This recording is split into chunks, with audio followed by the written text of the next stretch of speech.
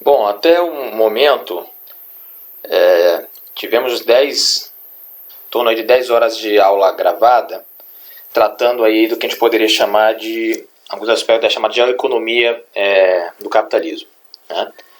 Então, tratamos ali durante essas 10 horas de aula gravada, falando sobre a dinâmica capitalista, como é que funciona, qual é a lógica econômica do capitalismo e os seus impactos, né, na formação da economia mundo, do sistema mundo, né, dos processos de mundialização. Então esse foi o conteúdo que a gente tratou até a 10ª aula, né, seria o equivalente aí a um conteúdo do primeiro semestre da disciplina. Então a gente vai iniciar a partir da aula de hoje o conteúdo que seria referente ao segundo semestre da disciplina.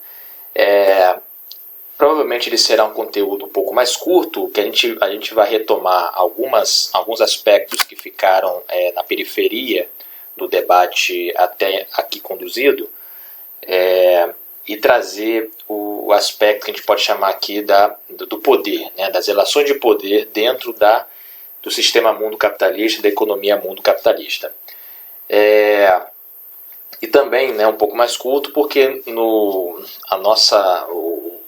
nas aulas presenciais, uma parte importante do conteúdo ele é trabalhado através dos projetos de pesquisa que, evidentemente, a gente não vai realizar aqui nessas atividades pedagógicas não presenciais. Então, a partir dessa aula, nós trataremos do que a gente pode falar, então, da geopolítica. Então, essa primeira aula, a gente vai tratar de alguns aspectos teóricos da geopolítica,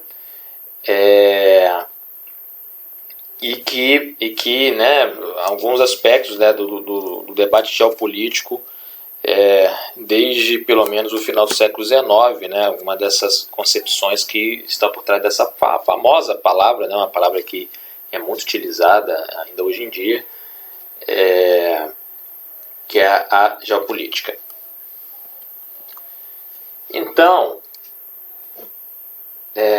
primeira coisa, né, que a gente tem que pegar e discutir, a primeira parte é a discussão entre o poder e o território. Então essas são categorias básicas para compreender o que é a geopolítica. Então a primeira questão é o poder. Afinal, do que trata o poder, né? Então o poder ele se constitui numa complexa relação social que envolve os processos que vão desde o controle do meio da força até o exercício da influência por meio do consenso.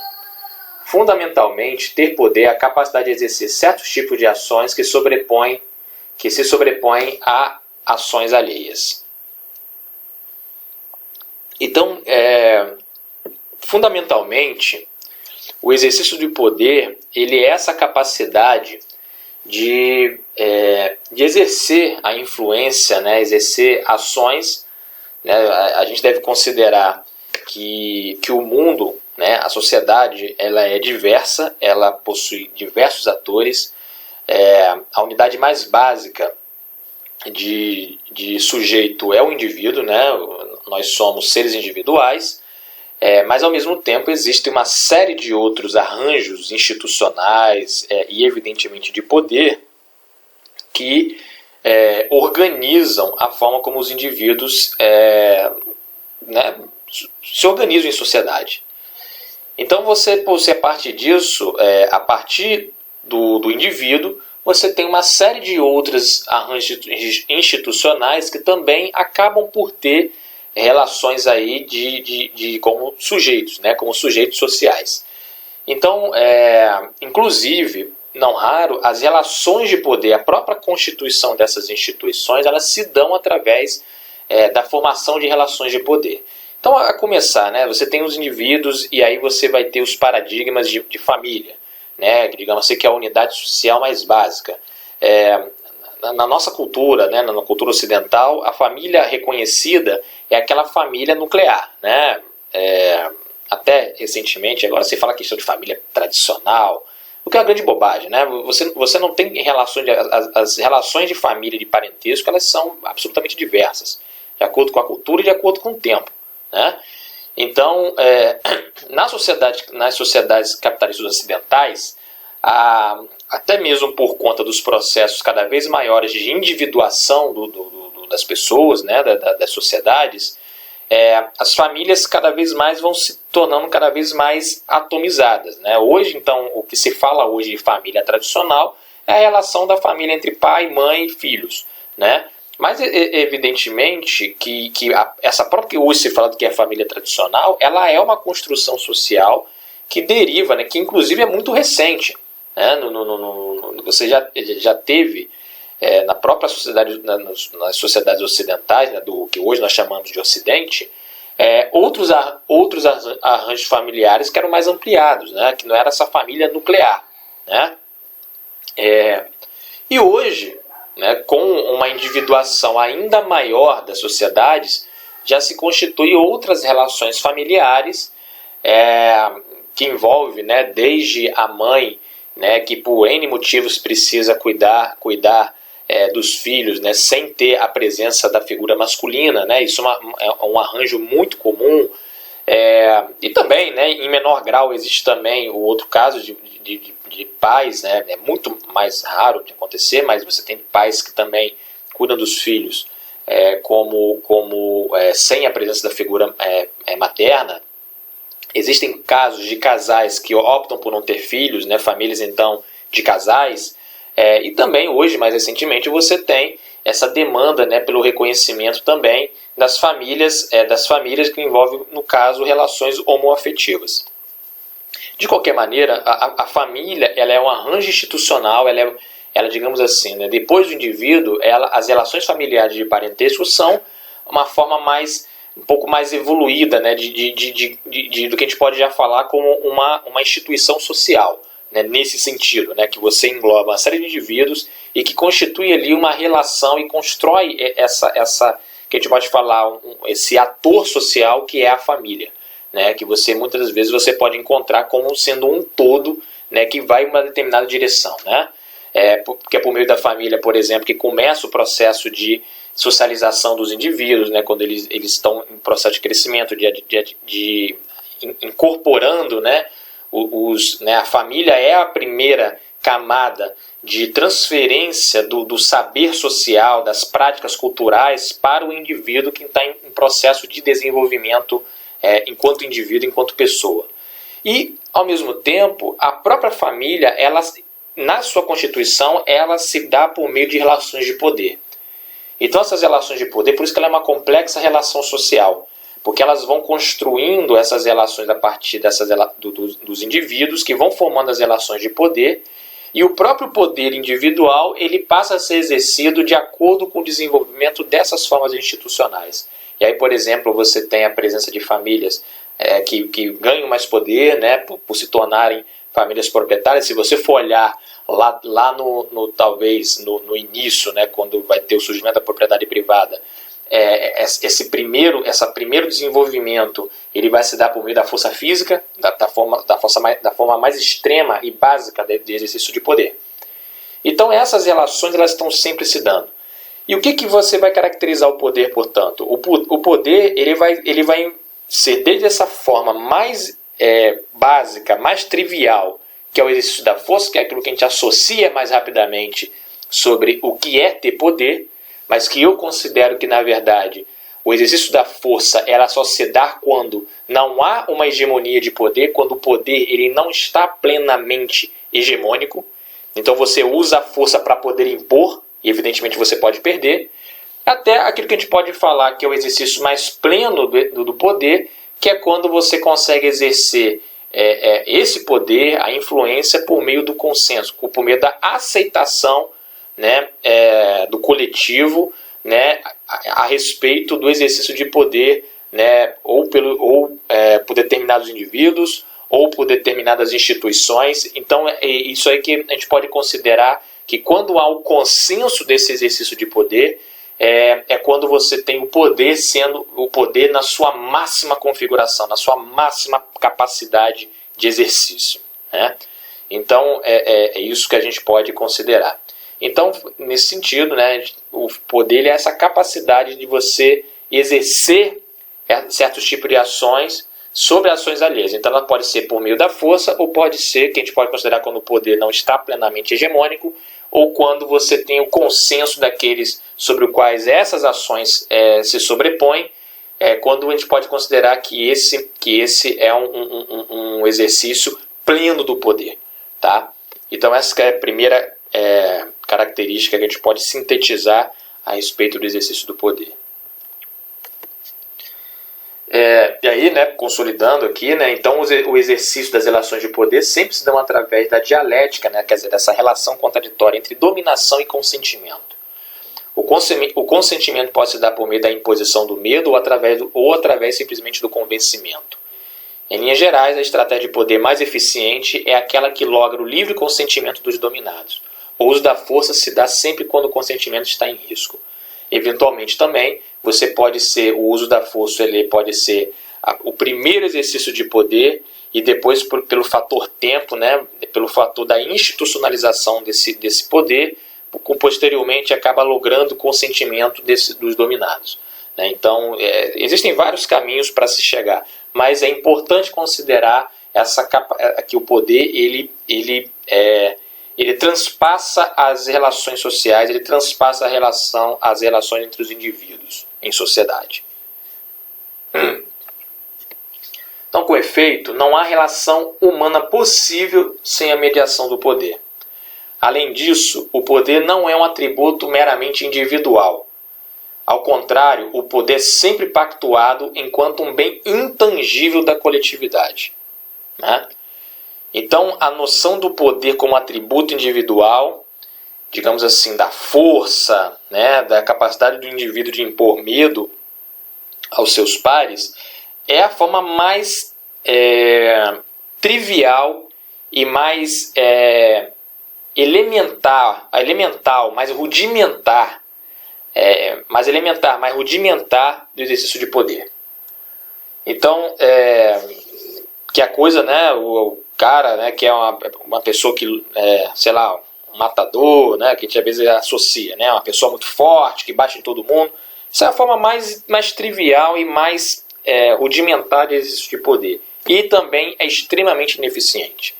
Então, quando é que o poder ele realmente se dá enquanto um ativo?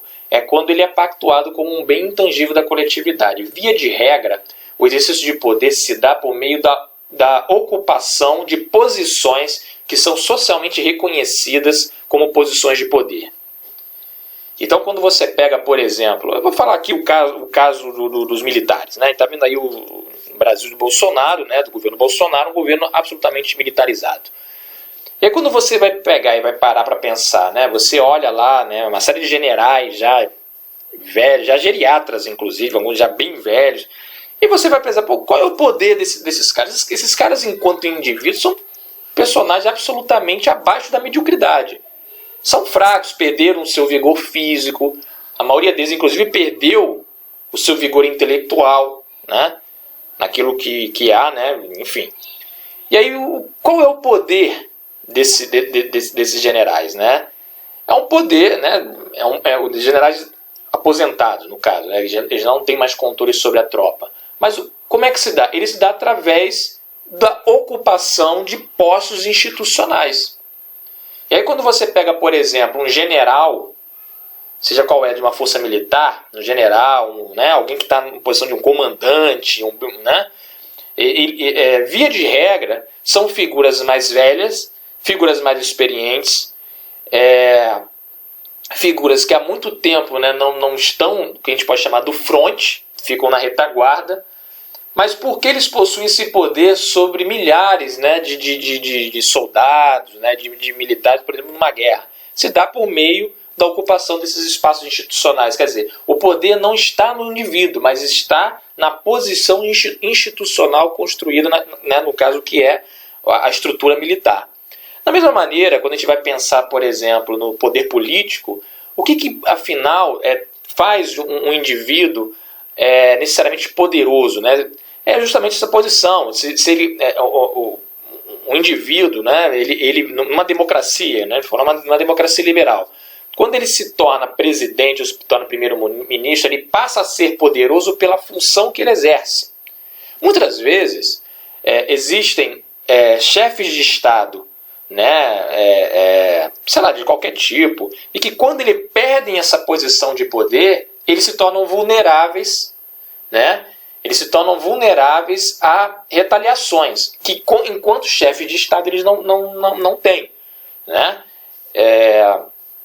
Então existe essa característica também, né, das relações de poder. Existem, evidentemente, outras formas, que são as relações que o indivíduo constitui, né, com quem ele se relaciona, se esse grupo do qual ele está inserido, ele é um grupo poderoso que exerce influências sobre também as demais posições de poder. Então existem essas relações. Da mesma maneira, por exemplo, quando você tem no Poder Judiciário um juiz, é um poder institucional, um poder da caneta, né? O que faz, por exemplo, que um policial, que é aquele que possui o uso efetivo da força, tenha que seguir uma ordem que é dada por um juiz que possui como único atributo o poder da caneta? Mas é porque o poder institucional do sistema judicial ele está acima do poder de armas das forças policiais. Evidentemente, né, quando você tem uma subversão e enfraquecimento das estruturas de poder, você pode ter esse tipo, né, que inclusive é uma coisa que sempre é flertado hoje na política brasileira, né, a coisa que um soldado e um cabo pode ir no STF, o que está provado que não é assim que as coisas acontecem, né? Então, esse é o sentido. Ele é um bem intangível que é produzido pela coletividade. E aí tem a ver com essa questão da formação dos consensos, né? E aí nós vamos para o território. E aí no início do curso, na primeira aula, nós discutimos a complexa relação entre os fatos sociais e a produção do espaço geográfico, que é a materialidade social. Considerando, como apontaram anteriormente, que o poder é uma mediação inerente nas sociedades, existe uma interface entre as relações de poder e a espacialidade, e a materialidade. Na geografia, o conceito que explora tal interface é o território. E aí nas palavras aqui, né, de um professor da Universidade Federal do Rio de Janeiro, já num artigo já antigo, mas que virou meio que o artigo mais citado sobre o conceito de território, né, no Brasil, e que ele fala o seguinte: o território é fundamentalmente um espaço definido e delimitado por e a partir das relações de poder. Tendo em vista da complexidade e multidimensionalidade do fenômeno do poder, as sociedades são atravessadas por inúmeras territorialidades diferentes, refletindo diversas relações de poder que ocorrem simultaneamente na vida social, né? Então existem aí essa questão o espaço ele é um ativo que também é disputado.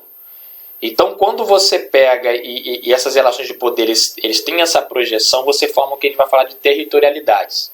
E essas territorialidades, a territorialidade, ela contempla o aspecto material, uma rua, uma cidade, né, uma casa, né, um bairro, mas ela incorpora mais a prática espacial que tem no espaço, né, no território, como um ativo, um bem em disputa, assim como uma estratégia de domínio, do que propriamente a materialidade. Então, dentro da mesma materialidade, você pode ter a formação de várias territorialidades. Vou dar um exemplo.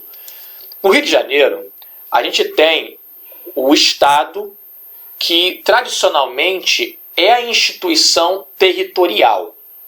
Todo Estado ele tem como um dos seus fundamentos materiais o território, né?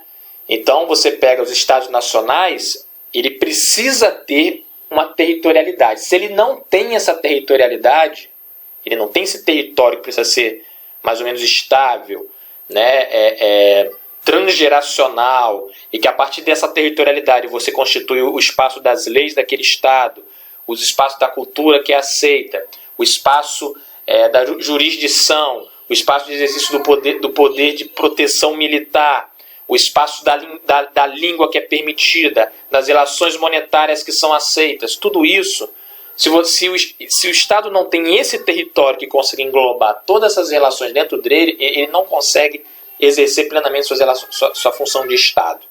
Então, a instituição que exerce o poder hegemônico em qualquer país, em todos os países, é o Estado. Entretanto, quando você vai no Rio de Janeiro, você vai ter essas interfaces nessas institucionalidades. Então, o Rio de Janeiro, por exemplo, é a cidade, né, é o território onde possui maior presença do poder militar no Brasil.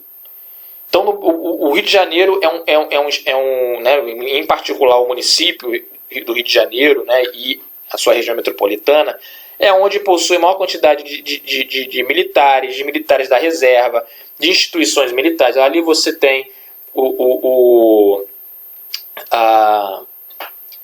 a Escola Militar de Engenharia, né, meu Deus, esqueci o nome. Enfim, né, a Escola Militar de Engenharia. Ali você tem a Escola Superior de Guerra, está no Rio de Janeiro. Existe lá a Vila Militar, uma série enfim, você tem uma parte importante do território carioca nas mãos da instituição militar. E a instituição militar, ele responde, né, como uma das bases fundamentais do Estado brasileiro, né, do Estado nacional, e que tem essa manifestação no território carioca. Você tem uma outra institucionalidade que é a prefeitura. A prefeitura ela é um ente federativo do Estado brasileiro que tem jurisdição sobre o território municipal. Então é ela quem faz o planejamento, a gestão da cidade. Ao mesmo tempo, você tem um outro ente que é o estadual, né, o ente federativo que é o Estado, no caso o Estado, os governos estaduais, e o Rio de Janeiro é a capital do Estado do Rio de Janeiro. Então o que você tem? Então você tem uma outra institucionalidade que também exerce poder. Então a gente está falando dos poderes institucionais. Então nós temos fortemente no Rio de Janeiro o governo federal, por meio de uma série de instituições, dentre elas, né, o poder militar. Nós temos o governo estadual com a posição de capital do Estado do Rio de Janeiro e o poder municipal. Então você tem diversas territorialidades a partir dessas instituições que são instituições do Estado. Entretanto, existem territorialidades não formalizadas, mas que são exercidas por meio da força e também do consentimento, formado pelas várias organizações criminosas, que vão desde os traficantes de droga até os milicianos, que são uma parte mafiosa do Estado que vai se apropriando violentamente de territórios que antes eram ocupados pelo poder armado do tráfico de drogas.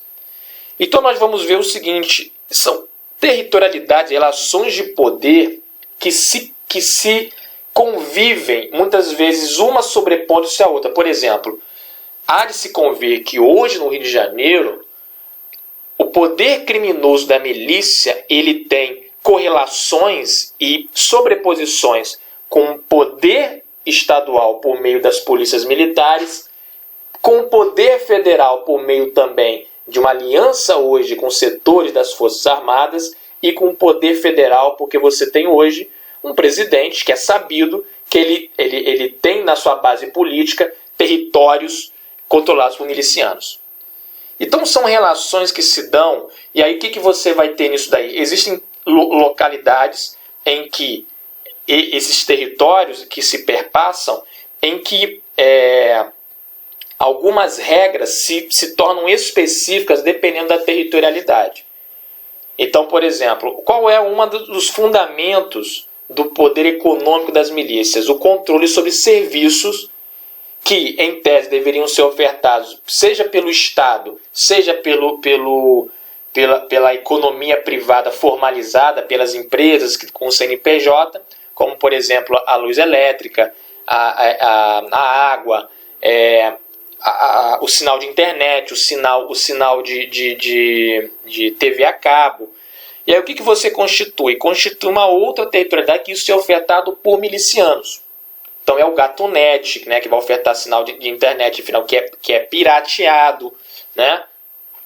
Então a gente vai ver que são relações de poder que são várias relações de poder que formam territorialidades diferentes, com regras diferentes, dentro da mesma base material, dentro da mesma materialidade social. Da mesma maneira como, tempos atrás, houve uma tentativa do poder miliciano começar a adentrar nas áreas onde a alta classe média carioca vive, como foi um caso de começar a botar cancelas com segurança privada em algumas ruas do bairro de Botafogo. Em bairros como Botafogo, que a gente vai chamar de asfalto, olha só a territorialidade, o asfalto, ele é basicamente onde o poder formal do Estado ele está plenamente atuante. Então se tentou colocar, só que se passou uma barreira territorial, que tentaram avançar, mas que não tinham força suficiente para conseguir avançar rapidamente. Essa tentativa de começar a impor um território controlado por milicianos dentro de um espaço que é de elite, né, no Rio de Janeiro, e teve que ser debelado porque eles não têm poder e não é um espaço, um território que eles têm capacidade ainda de conseguir exercer suas relações de poder, né, pelo menos diretamente. Então, a gente observa então como essas relações são complexas, são multidimensionais, né? Isso é um exemplo, né? Existem vários outros sobre esse tema. E aí uma citação desse texto, né, que eu citei. A palavra território normalmente evoca o território nacional e faz pensar no Estado, gestor por excelência do território nacional, em grandes espaços, em sentimentos patrióticos ou mesmo chauvinistas, em governo, em dominação, em defesa do território pátria, em guerras. A bem da verdade, o território pode ser entendido também à escala nacional e em associação com o Estado como grande gestor.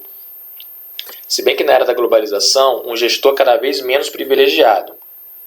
No entanto, ele não precisa e nem deve ser reduzido a essa escala ou associação com a figura do Estado. Territórios existem e são construídos e desconstruídos nas mais diversas escalas. Da mais acanhada, por exemplo, uma rua, à internacional, por exemplo, a área formada pelo conjunto de territórios de países membros da OTAN. Territórios são construídos e desconstruídos dentro de escalas temporais as mais diferentes, séculos, décadas, anos, meses ou dias. Territórios podem ter um caráter permanente, mas também podem ter uma experiência periódica ou cíclica. E aí que essa coisa desse, né, território das gangues, territórios da prostituição, existem várias territorialidades que existem, né, e que muitas vezes elas se, como eu falei antes, elas perpassam, elas se convivem, né, de uma forma dialética, né, contraditória, por vezes conflituosa e tal. Enfim, então, tratando sobre o conceito de poder e território, do que trata afinal a geopolítica? A geopolítica como área do conhecimento, a partir da necessidade de compreender e justificar as relações internacionais de poder das grandes potências imperialistas no final do século XIX. Então a geopolítica ela vai nascer dessa necessidade de entender relações de poder, mas relações de poder internacional entre as grandes potências imperialistas. Então vai ser no final do século XIX em que ela vai surgir, ela vai ter como a geopolítica ela vai ter dois núcleos principais de origem. Evidentemente vai ser através da formação, né, das doutrinas militares, né, das doutrinas de interpretação das relações internacionais no seio das instituições militares, das grandes potências, e do outro vai ser dentro da nascente ciência geográfica. Né? Então você vai ter essas duas que vão se relacionar, né? Enquanto um saber acadêmico, né, centralizada na geografia política e finalmente na geopolítica, e do outro dentro, né, das escolas de pensamento militares, né, pensando os projetos de dominação nas relações internacionais. Então os pioneiros, né, como eu falei, da reflexão geopolítica vieram tanto das cátedras universitárias, né, no caso aqui, por exemplo, de Mackinder e Hatzel, eu vou falar depois quem são eles, e quanto do meio militar, como o caso de Mahan, que era um almirante, e Haushofer, que era um general. E tem outros casos também. A geopolítica tradicional, oriunda dessa época, quer dizer, do final do século XIX, aí eu estou falando, gente, isso significa que a geopolítica surge enquanto prática social no final do século XIX? Não. Mas estou falando aqui enquanto área do conhecimento, tá? Mas a geopolítica, como eu falei, ela tem a ver com as relações de poder. Então a geopolítica tradicional, oriunda dessa época, se debruçava na elaboração de teorias geopolíticas que orientassem a estratégia territorial dos principais países durante o imperialismo e o neocolonialismo. Nesse sentido, a geopolítica discute a estratégia dos países nas relações internacionais. O que controlar e onde controlar eram os pontos centrais na disputa interimperialista e, por isso, o ponto central do debate geopolítico. Então, algumas palavras-chave na geopolítica tradicional são soberania, controle, jurisdição, fronteira, território, estratégia. E aí vamos tratar, então, das teorias geopolíticas. Então, as grandes teorias geopolíticas, sejam as clássicas, sejam as contemporâneas, estão sempre associadas aos debates estratégicos dos Estados. Por isso, exerceram muita influência na política externa dos principais países, orientando suas decisões geopolíticas. Então, essas grandes teorias elas estão sempre ligadas a esses grandes debates estratégicos, ainda hoje, tá certo? Podemos sintetizar a existência de duas grandes fases na teoria geopolítica. Então, a primeira grande fase é o pensamento geopolítico clássico, né, de Mackinder, Mahan e Haushofer. E o pensamento geopolítico contemporâneo, né, que vai ser pós-Segunda Guerra Mundial. Então, o pensamento geopolítico clássico. O pensamento geopolítico clássico teve associado tanto a formulações oriundas de militares quanto a acadêmicos. Não obstante, tiveram um papel fundamental na formulação da política exterior das potências até meados do século XX. Tá? Então, essas são do pensamento geopolítico clássico. Uma característica comum ao conjunto do pensamento geopolítico clássico era a orientação fisicalista, entre aspas, da estratégia geopolítica. Ou seja, a busca de uma teoria geral que relacionasse o controle territorial e a hegemonia geopolítica. É fisicalista pelo seguinte sentido. Imaginava que era o controle do território físico, da geografia, como a principal forma de se conquistar a hegemonia geopolítica. Tá? Que é uma coisa que foi relativizada na geopolítica contemporânea pós-Segunda Guerra Mundial. Então, as principais teorias foram a teoria de Alfred Mahan, ainda no século XIX, que compôs aí a teoria do poder marítimo. A teoria construída pelo Alfred Mahan, ele era um almirante, tá, nos Estados Unidos. A teoria do geógrafo inglês, professor da Universidade de Oxford, né, até hoje, a Universidade de Oxford tem uma cátedra chamada Cátedra Ralph Mackinder, né, que é a cátedra mais prestigiada do departamento de geografia da Universidade de Oxford, né? Aliás, tem uma cátedra com o nome, né? Uma cátedra com o nome de alguém, né? Geralmente são aquelas que mais representam a maior prestígio dentro de toda a estrutura da universidade, né? Então, isso daí, né? Você acaba quem consegue chegar, academicamente tem uma representatividade muito grande, né? Então ele compôs aí, né? Ele construiu o conceito de Heartland, né, a terra-coração, do general alemão Karl Haushofer, né, que constituiu o conceito de pan-região. E do geopolítico Nicholas Spikeman, que compôs aí a teoria do Rhineland, né?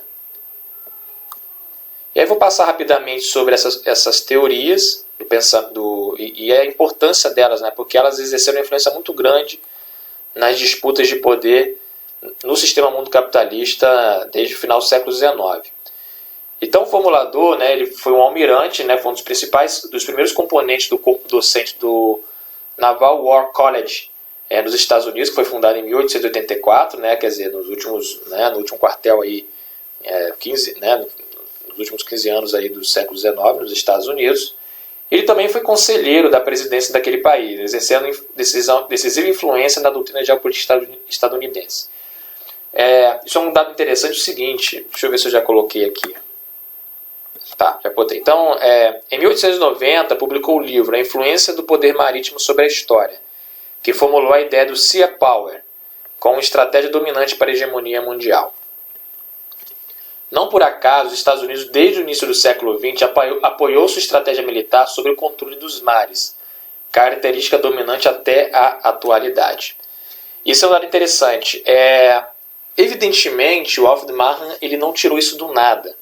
Ele certamente observou o poderio naval britânico, né,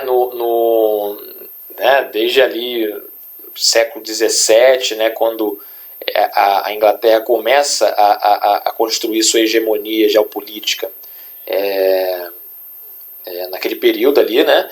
E uma das bases do poderio inglês, inclusive, para conseguir fazer frente ao pouco controle territorial de colônias que, por exemplo, Espanha e Portugal, né, tinham, principalmente a Espanha, que no século XVI e XVII era a principal potência europeia, né, por conta, né, da riqueza mineral das colônias americanas e tal.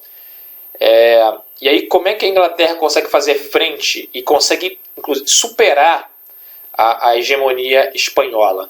Por meio do poder marítimo, por conta da força da sua marinha. Então começa lá com os corsários, né, que assaltavam os navios que levavam prata e ouro, né, e gêneros, né, principalmente prata, né, do continente americano em direção à Espanha.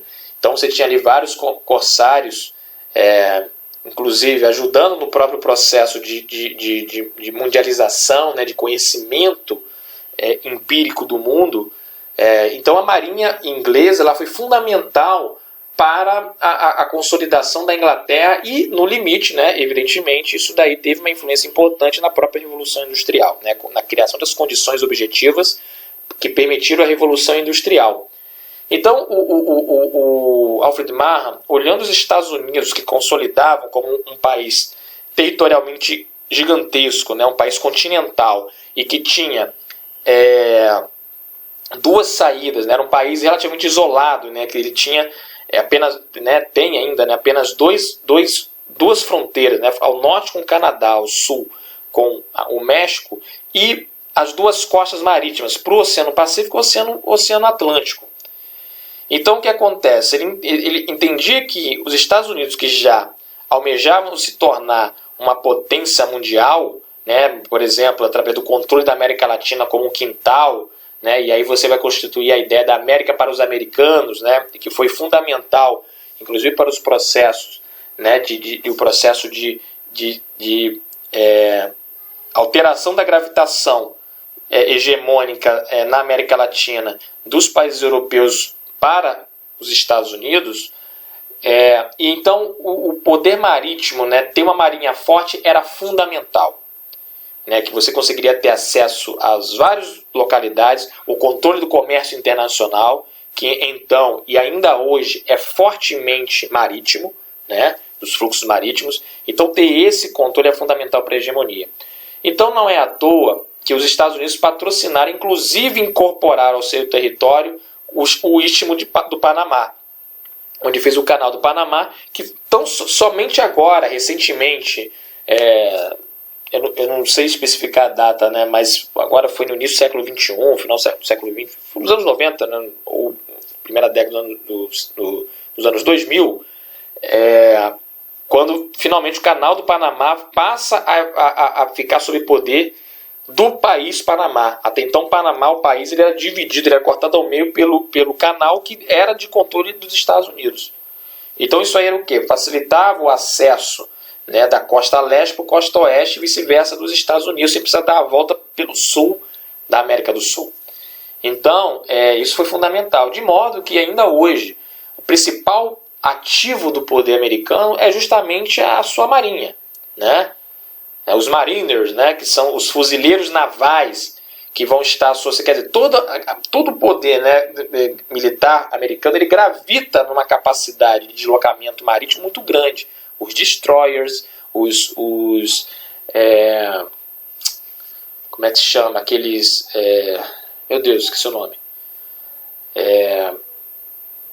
Esqueci o nome, né? Que você tem lá o USS Kennedy, que são os porta-aviões, né? Os porta-aviões são gigantescos, que são navios que são capazes de carregar caças e podem fazer com que qualquer lugar no mundo, os Estados Unidos têm capacidade de bombardear via o uso de caças, né? Então você tem esses, né, drones também, que é sabido, eles têm um poder de alcance relativamente pequeno, então você precisa ter o acesso por meio de uma marinha muito forte, uma estrutura marinha muito forte. Então isso daí, a gente vê aí as digitais do pensamento do almirante Alfred Mahan na construção dessa estrutura militar. Um outro autor fundamental, talvez tenha sido o autor mais prestigiado do pensamento geopolítico, foi o geógrafo inglês Alfred Mackinder. Como eu falei, ele foi professor da Universidade de Oxford, na Inglaterra. E em 1904 ele publicou um paradigmático artigo na Royal Society of Geography, intitulado The Historical Pivot of History. No caso, né, o pivô, não é Historical Pivot, não. The Geographical Pivot of History. Aqui eu errei aqui na digitação. Quer dizer, o pivô geográfico da história. E que ele assentou a mais influente teoria geopolítica clássica. A sua formulação tinha como hipótese central que a geografia é o sustentáculo da história, a partir do qual propôs a tese da importância do poder terrestre para a hegemonia geopolítica. Então numa outra linha com relação ao Sea Power do Alfred Mahan. A tese era a seguinte: o sustentáculo para a sobrevivência dos povos estava nas terras emersas, onde todos habitavam. Dentre as terras emersas se destacava a grande ilha mundial, no qual a Eurásia fazia parte, né? No caso era a Eurásia, né? No interior da Eurásia. Quem dominasse a Eurásia exerceria a hegemonia mundial. Entretanto, na Eurásia havia uma área estratégica que ele denominou de Heartland, ou Terra-Coração, que é o coração da Eurásia, que seria um miolo, que eu vou mostrar depois no mapa, onde se quem tivesse o controle dessa Heartland, ele teria o controle da ilha mundial, ou seja, da Eurásia, e quem tivesse o controle da Eurásia teria a hegemonia mundial, porque teria o controle sobre a maior terra imersa do planeta. O Heartland guardava algumas vantagens geopolíticas. Ela era rica em recursos, era geograficamente resguardado de ataques vindos do mar. Você tinha ali uma cordilheira de montanhas, desertos, que fazia com que isso fosse uma área resguardada. E permitia, ao mesmo tempo, acesso a todos os mares que banhavam as margens da ilha mundial. O estado que dominasse o Heartland poderia se transformar numa potência anfíbia e se tornaria virtualmente hegemônica na ilha mundial. Então, por que a potência anfíbica? Ela teria uma área geograficamente resguardada, rica em recursos, protegida, e ao mesmo tempo ela teria capacidade de acesso ao mar. Então você conseguiria, por isso que vai falar anfíbia, né, terrestre e marinha. Né? E aí tem a famosa frase do texto dele que sintetiza, né? Quem controla, e aí ele está pensando nos países europeus, evidentemente, né? Então ele fala assim: quem controla a Europa Oriental domina a Terra Central. Quem controla a Terra Central domina a Ilha Mundial. E quem controla a Ilha Mundial domina o mundo. Da onde está vindo esse debate? Vamos lembrar, a gente apontou, né, nas aulas anteriores, 1904. A gente está ali as tensões em torno do imperialismo que foram redundar ali em 1914 na Primeira Guerra Mundial. Então esse debate geopolítico ele está muito aceso, ele ficou muito aceso, em particular entre essas potências até a Segunda Guerra Mundial, por conta das tensões geopolíticas que se constituíram em consequência das tensões do imperialismo, que nós já abordamos, e nós vamos voltar a falar sobre isso novamente. sob uma outra perspectiva, evidentemente. Então, aqui tem um mapa. Se eu não me engano, esse é um mapa do próprio artigo do Mackinder. Então, ele vai chamar aqui, ó, da área pivô. Aqui ficaria o Heartland, né? Quem dominasse essa área, ele dominaria a ilha mundial. Então, você teria aqui esse controle como sendo a área específica. Então, qual era o que não poderia acontecer? Um Estado conseguir dominar essa área pivô. E aí você tinha, por exemplo, os temores a respeito. Ainda não havia União Soviética, evidente, em 1904, no Império Russo. Mas o país mais próximo de conseguir de controlar essa área era justamente a Rússia, né? Que dominava essa área, que é uma parte importante da área pivô. Isso aqui, posteriormente, né, várias dessas teorias, né, tem a ver com o contexto.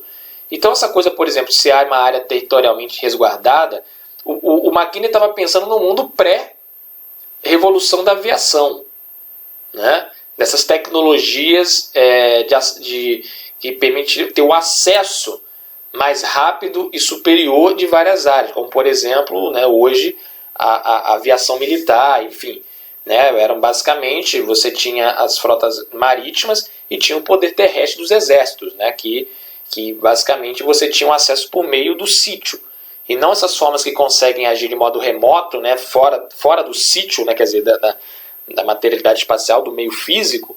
Você, então, era muito dentro desse paradigma. Quando você teve esse desenvolvimento, a teoria do Heartland foi relativizada, até mesmo esquecida por conta dessa capacidade hoje. Depois vieram os mísseis balísticos intercontinentais, que eventualmente podem atingir qualquer lugar do planeta, destruir áreas imensas. Então, isso tudo, né, foi sendo... as condições objetivas do poderio militar foi sendo alterado. Entretanto, a gente vai observar hoje uma coisa bastante contemporânea. Qual é hoje a grande ameaça ao poderio estadunidense como potência hegemônica mundial? É sabido que a China hoje é a maior potência econômica do planeta. Já possui a maior economia industrial, por meio do poder de paridade de compra, já ombreia com os Estados Unidos em termos de PIB, e possui uma população imensa, território grande, rico em recursos e uma economia muito mais pujante que a economia estadunidense. Então o que acontece? E você, por outro lado, você tem aqui a Rússia, que volta a ter um protagonismo geopolítico grande, né, desde a dissolução da União Soviética. Hoje a Rússia ela possui uma liderança tecnológica em várias áreas da tecnologia militar, né? Inclusive superando a capacidade tecnológica estadunidense. E hoje existe aqui um grande projeto geopolítico e geoeconômico que é chamado a Nova Rota da Seda, que é a articulação econômica da China com a Rússia, que tem esse poderio, a China possui poderio econômico e militar, e a Rússia, que possui poderio militar, né, até superior que o poderio chinês, e uma quantidade e uma disponibilidade de recursos naturais gigantesca. Gás, petróleo, né? A Rússia, se não me engano, é o maior produtor de petróleo do planeta. Então você vai ter essa articulação. Inclusive, já se discute na Rússia agora, o Vladimir Putin está começando notícias recentes, né? Tem que ver a evolução, mas falando que vai sair, vai vender seus ativos em dólar, porque não confia mais no dólar como ativo, para sair desse aspecto da hegemonia de poder americano. E aí falando na questão, né, o controle monetário ele é um fator de poder importante, né? A gente pode aprofundar isso posteriormente, mas e aí a Rússia ela vem articulando, por exemplo, para fazer, né, por exemplo, você tem o Banco do Desenvolvimento do Sul, que o Brasil foi um ator, saiu, né, hoje formalmente faz parte, mas eventualmente hoje ele está numa situação marginal por conta das confusões políticas e do realinhamento geopolítico do Brasil desde o governo Temer. Mas você tem o Banco do Sul, que ele é um banco de desenvolvimento para fazer frente às instituições ocidentais, Fundo Monetário Internacional, Banco Mundial, centrado principalmente no sentido de ser uma instituição econômica de financiamento para os países subdesenvolvidos. Isso é uma coisa. Outra coisa seria a construção de uma esfera financeira separada, autônoma com relação ao poderio financeiro dos Estados Unidos. Então, por exemplo, a troca econômica usando as moedas, quer dizer, a moeda russa, o rublo, e a moeda chinesa, o yuan, serem conversíveis entre si, e etc. Então, essa rota da seda está se constituindo como um projeto de infraestrutura, de instituições financeiras, de crescimento muito poderoso, né?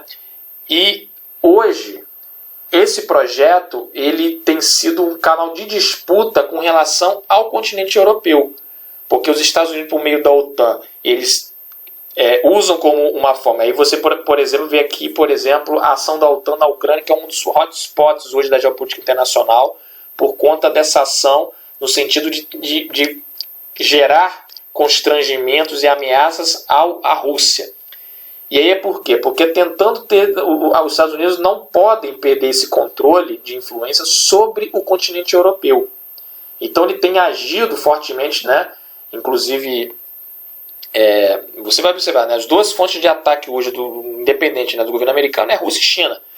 E ao mesmo tempo, a Alemanha hoje ela fica numa situação em que, economicamente, é mais interessante para a Alemanha estar e para a Europa, né, para a Europa continental, central, ela está associada, ela se associar a essa nova rota da seda, do que manter as tradicionais relações de dependência com os Estados Unidos. Então, e aí nós vamos ver o quê? Por trás disso, existe a questão da importância dessa área pivô para a disputa geopolítica. Quer dizer, de certa maneira, não dentro dos mesmos paradigmas, de certa maneira, nós vemos novamente uma disputa pelo Heartland, né? Sobre o controle da Eurásia, né, nesse sentido.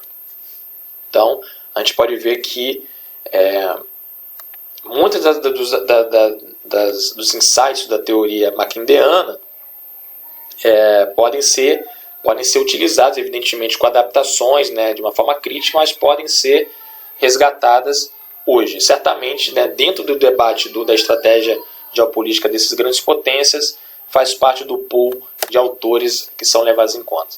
E aqui também tem um outro americano, Nicholas Spikeman, né, o Mackinder às avessas. Então você teve aqui, né, a partir do mesmo referencial do Mackinder, o geopolítico estadunidense Nicholas Spikeman formulou a teoria do Rimland. E aí já foi no século XX, né, até a primeira metade do século XX. Ele considerava que a área pivô não era o Heartland, mas o Rimland, que eram as áreas periféricas que tinham contato com os oceanos da Eurásia. Essa inversão deve-se a 3 motivos principais. O primeiro, o fato do Heartland não ter se desenvolvido economicamente, não ter integrado a Eurásia, né? Então ele é uma análise mais tardia. O fato dos principais impérios da história terem se localizado justamente do Rimland e não do Heartland. E o fato dos oceanos terem um papel vital na circulação comercial planetária. Então a gente vai ver que a teoria do Spikeman, ela vai ser um Mackinder às avessas, mas é um diálogo da teoria de Mackinder com a teoria do poder naval. E aí ele vai considerar que você tem aqui o poder terrestre, né? Mas o que estaria central era ter o controle sobre a área anfíbia. E novamente, o que o Mackinder entendia, que tendo o controle do land power, né, do Heartland, tendo esse controle, você conseguiria ter uma capacidade de formação de uma capacidade anfíbia. O Spikeman vê diferente. Você tinha que ter o controle que é chamadas áreas frígias, né? Quer dizer, dessa borda da Eurásia, que era justamente ali que se concentraria a capacidade de poder anfíbio, né? Então, o diálogo do Sea Power com o Land Power entre Mahan e do Mackinder. E essa concepção também vai ser importante, principalmente na Guerra Fria, quando você vai ter aqui a União Soviética aqui no centro, e você vai ter os Estados Unidos buscando, né, que era a principal área de disputa entre as duas superpotências era justamente nessa área que foi chamada de Rhineland. E aí, talvez aí o grande geopolítico alemão, que inclusive tornou a palavra geopolítica durante muito tempo uma palavra maldita. Então, quem foi o formulador? O acadêmico alemão, estudioso das relações entre Estado e território, representou o auge do pensamento geopolítico clássico. Dialogando e reformulando as ideias de Mackinder, foi professor de Rudolf Hess, que foi uma das altas lideranças nazistas. Então ele tinha relações com Rudolf Hess, e também foi seu amigo. O Hess ficou preso depois de Nuremberg durante muitos anos, falando, ele não foi enforcado porque ele dizia que estava mentalmente maluco. Enfim. Então ele exerceu forte influência na doutrina expansionista nazista, apesar dele mesmo nunca ter se tornado um nazista típico. Ele se baseou nas ideias do geógrafo alemão Friedrich Ratzel, em especial a correlação entre o Estado e o solo, base do conceito de espaço vital fundamental na geopolítica de Haushoff. Tanto na concepção de Mackinder quanto também todas essas, você vai ter por trás a concepção desse importante geógrafo alemão, que é o Friedrich Ratzel, um acadêmico, tão somente um acadêmico, pai da escola alemã de geografia, do final do século XIX. Ele trouxe o conceito do espaço vital. E aí ele vai ter uma correlação, que o poder central do Estado está no solo, e os seus recursos, a população, os recursos naturais, etc. Então, um Estado, para poder subsistir, ele precisaria ter uma correlação entre o seu tamanho territorial e a população que nele vivia. Então, um país muito pequeno, mas muito populoso, seria um país teoricamente inviável no longo prazo. E aí, essa concepção ela foi fundamental, por exemplo, dentro da geopolítica alemã. Por isso que a Alemanha ela vai sempre buscar o seu território durante a Primeira e a Segunda Guerra Mundial. A Primeira e a Segunda Guerra Mundial, a Alemanha ela vai buscar o seu espaço vital. Que era o espaço, que era o território, o território alemão. E daí vai juntar depois teoria racialista, etc. Evidentemente, Ratzel não tem nada a ver com o nazismo. Ele não é o culpado, não, assim como o Nietzsche também, não se pode fazer esse tipo de... igual muitas vezes se faz, por conta de terem exercido alguma influência na geopolítica nazista. Mas enfim.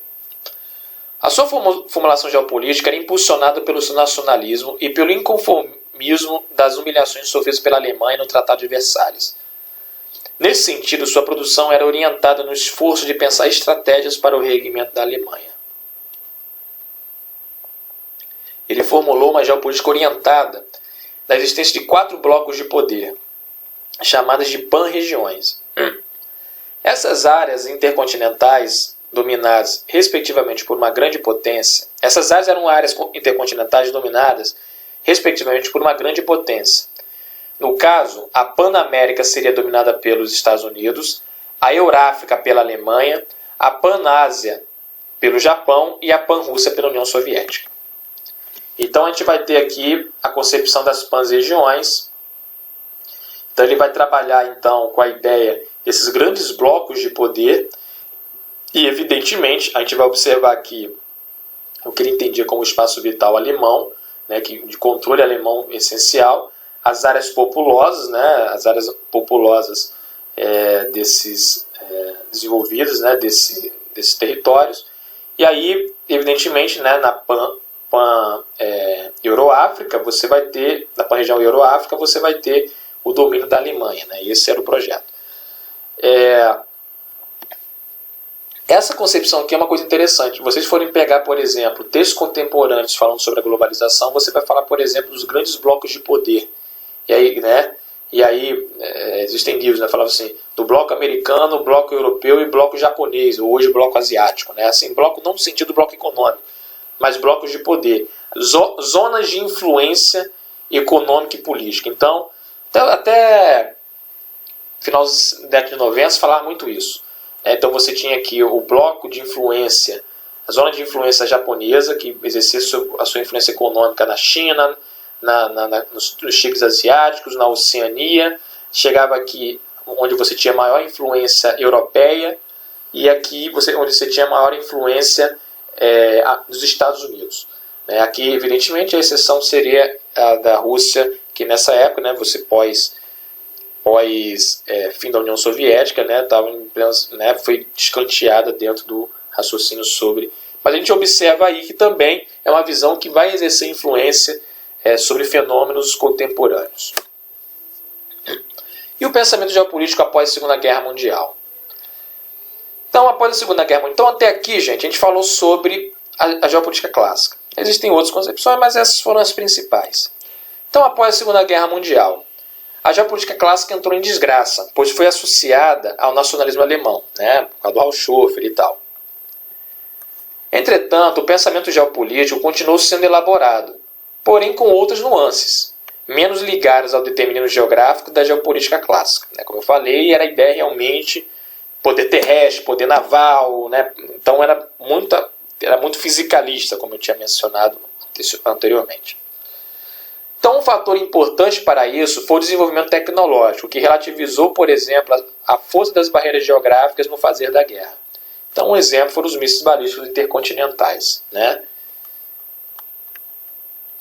Ao longo da Guerra Fria, o pensamento geopolítico foi principalmente ligado às estratégias das duas superpotências nucleares e seus discursos legitimadores. Por exemplo, a defesa da democracia pelos Estados Unidos e a defesa do socialismo pela União Soviética. E suas consequências políticas, evidentemente, como o anticomunismo e o anticapitalismo. No Brasil hoje a gente tem uma versão extemporânea e absolutamente tardia desse discurso, que é a questão da luta contra o comunismo no Brasil.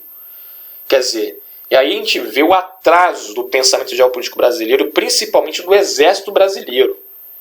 E aí eu vou fazer um comentário aqui, né, sobre o Brasil, que é o seguinte.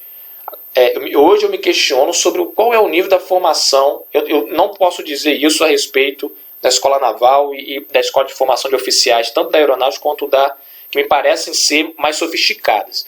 Agora, tempos atrás eu fui dar uma pesquisada nas publicações científicas, entre aspas, melhor, né, acadêmicas da AMAN, que é a Formação de Oficiais do Exército, absolutamente atrasado. Absolutamente atrasado. Não é à toa que hoje você pega figuras oficiais do Exército falando em comunismo. Falando, sabe, enfim. Então é uma coisa assim que mostra um atraso grande do pensamento, em particular do Exército Brasileiro, né? Porque hoje, né, o discurso geopolítico, né, a estratégia geopolítica são muito mais complexas e nuançadas do que do período da Guerra Fria. Inclusive, como eu falei, com certo resgate, uma releitura da geopolítica clássica. Tá certo? Então, não obstante, novas leituras da história mundial foram sendo elaboradas, principalmente após o fim da Guerra Fria. Essas teorias geopolíticas adotaram tanto o economicismo quanto o culturalismo como motores da história e nexos orientadores da política exterior das potências. Então, assim, por exemplo, isso principalmente nos Estados Unidos. Nos Estados Unidos, por exemplo, essa questão de guerra cultural, que você fala, guerra cultural, não sei o que, né? Que foi apropriado aí por Olavo de Carvalho, né? Esse charlatão que algumas pessoas entendem como filósofo, né? Mas que não é filósofo coisa nenhuma, né? Era um astrólogo, enfim, um charlatão. Mas ele está bebendo, da onde ele se referencia? A questão da guerra cultural, ela foi formulada dentro dos think tanks geopolíticos nos Estados Unidos. E teve um autor fundamental, que é professor da Universidade de Harvard, e que é um consultor lá, né, dos vários institutos de pensamento geoestratégico nos Estados Unidos, que foi o... Tem o livro dele aqui. Samuel Huntington. E que ele escreveu um artigo no início dos anos 90 chamado Choque de Civilizações. E ele falava que o grande nexo de conflitos seriam entre as civilizações, ou seja, seriam conflitos culturais. E aí, por exemplo, aí você tinha a civilização ocidental, a civilização latino-americana, a civilização africana, a civilização nipônica, japonesa, a civilização árabe e a civilização chinesa, né, a civilização chinesa, e a civilização eslava. Você tinha então essas várias civilizações, e entre essas civilizações havia nexos mais conflituais ou menos conflituais. Por exemplo, entre a civilização latina, e observe, né, o Brasil não seria considerado uma civilização ocidental, seria uma civilização latino-americana. Então você separando, quem era a civilização ocidental? Justamente os países ricos. Então era América do Norte, né, no caso Estados Unidos e Canadá, Europa Ocidental, então Europa Ocidental, Oceania,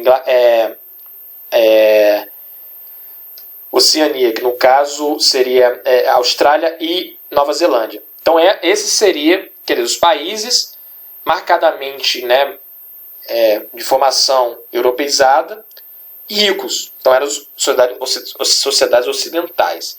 Então, por exemplo, a sociedade ocidental e a sociedade latino-americana, ela tinha uma relação muito mais de diálogo do que de conflito. Agora, já a sociedade ocidental e a sociedade chinesa, a civilização chinesa, não é sociedade, civilização. A civilização chinesa seria mais conflituosa. Ocidente com a civilização árabe, mais conflituosa, etc, etc, etc. Então você tinha essas teorias. Outras concepções, fim da história, do Fukuyama, a ideia de que a democracia liberal teria ganhado o mundo com o fim da Guerra Fria e que ali teria chegado ao auge da civilização humana, né? Não se teria uma civilização posterior. Isso também é uma concepção geopolítica importante, né? Porque isso aí é o que, na verdade, o quê? Na verdade, é dizer o seguinte: olha, agora é a hegemonia do capitalismo à moda americana dos Estados Unidos que chegaríamos ao fim da história, adotando uma concepção comum a Hegel e a Marx, né? Da dialética hegeliana e marxiana, que tinha a ideia do fim da história, né? Então também teve outras concepções, não, que os conflitos geopolíticos eles passariam a ser majoritariamente econômicos. Então vai ter a ideia, por exemplo, o conceito de geoeconomia, que eu falei anteriormente, né, posterior, mas existe uma concepção geopolítica que vai dizer que a geopolítica vai ser substituída pela geoeconomia, né? Mas na verdade, né, as questões econômicas estão sempre associadas às disputas geopolíticas. Então existem várias outras, né, que vêm sendo formadas. Hoje, por exemplo, existe a questão do lawfare, que é uma estratégia geopolítica importante usada pelos Estados Unidos, que o Brasil é uma das suas principais vítimas, e etc, etc, etc. E aí, para a gente poder encaminhar para o final, quem são os atores da geopolítica mundial? Então, a gente, só para poder, falando, né, a gente está tendo pensando na escala mundo, tá certo, gente? Como eu falei, as relações entre território e poder, elas se dão sobre diversas escalas, como eu falei na citação anteriormente. Mas o nosso foco aqui na disciplina é discutir na escala mundial, né? Então, quem são os atores da geopolítica mundial? Os estados, evidentemente, são os atores fundamentais. A gente pode considerar, por exemplo, as grandes empresas multinacionais são atores importantes, fundamentais. Hoje, com destaque para as Big Techs, né? Por exemplo, uma grande parte hoje da guerra, né, das disputas pelo domínio digital, porque as Big Techs hoje são um grande elemento de exercício de poder, coleta de dados, Big Data, né, uma série de coisas. Viu o caso lá da Cambridge Analytica, né, que influenciou fortemente na eleição do Trump, na eleição do Bolsonaro no Brasil, e na eleição, no Brexit, né, na Inglaterra. Os organismos multilaterais, né, então a OTAN, né, que é a Organização do Tratado do Atlântico Norte, o Fundo Monetário Internacional, os BRICS, o G20, o G7, a ONU, o FMI, o Banco Mundial, o Banco do Sul, os blocos econômicos, né, NAFTA, União Europeia, OCDE, então são importantes também. Os movimentos políticos, os vários movimentos políticos, que vão desde grupos terroristas, grupos de libertação nacional, grupo de resistência popular, ONGs, grupos ambientalistas, etc, etc, etc, etc. Então também possuem um papel geopolítico importante de resistência, de libertação. Né? Muitas vezes daquilo que a gente chama de grupos terroristas, na verdade, são, inclusive, reações também a ações terroristas dos estados. Então, por exemplo, o estado, né, a gente tem hoje em destaque 2 grandes estados terroristas, né, os Estados Unidos e Israel. O Israel ele é um estado que ele usa de táticas terroristas, né, lá na faixa de Gaza. A gente, né, recentemente a gente teve, muito recentemente, né, atualmente, Israel está passando por alguns reajustes políticos, né, na sua estrutura política, na correlação de forças políticas internas, mas hoje a gente está em pleno processo ali de tensionamento ali na faixa de Gaza, né, e de ações realmente terroristas de Israel, e que evidentemente os grupos terroristas que vão surgir, eles vão ser em consequência dessas ações do Estado. Assim como, por exemplo, o Estado Islâmico, ele foi consequência da intervenção e da guerra do Iraque. Então, fazer essa modulação também com relação a essa questão do que é o terrorismo, né, que é um conceito muito frouxo. E aí, quais são as estratégias? Então, não raras pessoas associam a geopolítica a conflitos armados e poder militar. Entretanto, as estratégias geopolíticas se movem em um amplo conjunto de ações entre o chamado soft power e o hard power. Que é o soft power, influência, a questão, por exemplo, hoje das multinacionais, influência econômica, sanções econômicas, acordos multilaterais, o soft power, muitas vezes. O Brasil, por exemplo, até recentemente era um mestre do soft power, principalmente no governo Lula, com o Celso Amorim. O Brasil conseguiu muita respeitabilidade, mas o Itamaraty, mesmo antes da gestão do Celso Amorim na frente como chanceler brasileiro, ele sempre foi respeitado pelo seu soft power. Só agora com o governo Bolsonaro que essa tradição, né, foi absolutamente esculhambada. Mas a ideia é realmente de você exercer influência através de relações de acordos multilaterais, bilaterais, né? Enfim, o Brasil, e durante, eu digo assim, na época do Celso Amorim, quando o Brasil conseguiu chegar ao auge desse exercício de poder, inclusive, né, o que explica, por exemplo, a enorme... quer que se goste ou não estou discutindo aqui preferências políticas, mas é um fato, né? Quando o presidente Lula teve e ainda tem um enorme prestígio internacional, foi em razão dessa capacidade majorada de soft power que o Brasil exerceu, né, dentro, né, das relações internacionais. O Celso Amorim, né, que era o chanceler do governo Lula, foi várias vezes eleito o melhor chanceler do mundo, né, foi considerado entre seus pares, por conta dessa capacidade, né, de exercício desse poder, e que também é importante para isso de influência. O que a China hoje investe fortemente em soft power, né? E a gente vê o seguinte: hoje os Estados Unidos são muito caracterizados pelo hard power, pelo poder agressivo, eventualmente até militar, pela ameaça militar, sanção econômica, e a China se faz através fortemente do soft power, através de acordos, através de ajudas econômicas, né? Observem o discurso entre o John Biden e as autoridades chinesas, para vocês verem a diferença sobre como esse discurso ele tem sido construído. Uma de uma potência em declínio, que quer a todo custo manter sua hegemonia, e uma outra potência muito pujante em ascensão. Assim como os Estados Unidos no passado, quando os Estados Unidos estavam em ascensão, se basearam fortemente no soft power, mesmo quando usaram o poder militar, mas era muito legitimada contra forças extremamente opressoras, né, e que de fato era, né? Mas enfim. Então, um exemplo a gente trazendo aqui do soft power para o hard power. Então, a difusão ideológica, Hollywood, por exemplo, diplomacia, acordos comerciais, ciência e tecnologia. Aí nós vamos tornando cada vez mais hard, né, mais dura o exercício de poder. Pressões políticas, pressões econômicas, confrontação militar. São algumas das estratégias utilizadas, né? Então, considerações finais. Tradicionalmente, a geopolítica é o ramo de saber que se preocupa com as relações e estratégias de poder no tabuleiro do sistema mundo capitalista. Entretanto, a problemática do poder e do território não diz respeito apenas das grandes questões e dos grandes conflitos. As que as relações de poder estão imersas no cotidiano, pode-se dizer que os processos que impulsionam a grande geopolítica também impulsionam conflitos e disputas mais localizados. Da mesma maneira, existem diversas escalaridades mesmo na grande geopolítica. Ou seja, aqui estou dizendo duas coisas. A gente está falando aqui dos grandes movimentos, mas existem conflitos regionais, né, entre, por exemplo, um hotspot, Índia e Paquistão, duas potências geopolíticas, né, duas potências nucleares, né, recentemente, né, Venezuela, Colômbia, que tinha também relação com interesses dos Estados Unidos. Então você também tem, e existem, que a gente pode falar as relações de poder, que a gente pode falar no limite também como questões geopolíticas que estão dentro de um país, né, processos separatistas, ou mesmo, né, o Rio de Janeiro é uma grande questão geopolítica para o Estado brasileiro, né, pelo menos para o Estado Democrático de Direito.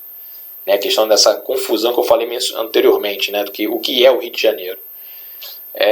Assim como também existem essas escalaridades. Né? Então, por exemplo, dentro da grande disputa hoje entre China, Rússia e Estados Unidos, você tem as diversas escalas e os impactos de diversos países. Então, o Brasil, por exemplo, dentro dessa disputa entre esses grandes players, o Brasil foi uma vítima no sentido dessa articulação da Lava Jato com o lawfare, né, com os Estados Unidos, essa coisa toda, para tentar quebrar uma das pedras fundamentais dos BRICS, né, que eram, né, Índia, China, Brasil e Rússia e a África do Sul, que é o menorzinho, mas aí então você tira uma das pedras fundamentais, que é o Brasil, né, que é um membro do Banco do Sul, do Banco de Desenvolvimento do Sul, etc. Quer dizer, então você tem essas diversas escalas, né, na grande geopolítica. Todas as teorias geopolíticas estão aliançadas, direta ou indiretamente, aos interesses dos Estados e dos interesses privados ao seu redor. Lembrando que os Estados são grande arena de conflito, né, etc. Não é uma entidade separada da sociedade. Não há pensamento geopolítico desinteressado. E apesar dos Estados serem os principais atores da geopolítica mundial, existem diversos outros atores jogando um tabuleiro de poder mundial, como eu falei lá dos outros atores. Então finalizamos aqui essa aula número 11, que é a aula introdutória dessa nossa fase, desse ciclo, nós vamos falar sobre geopolítica.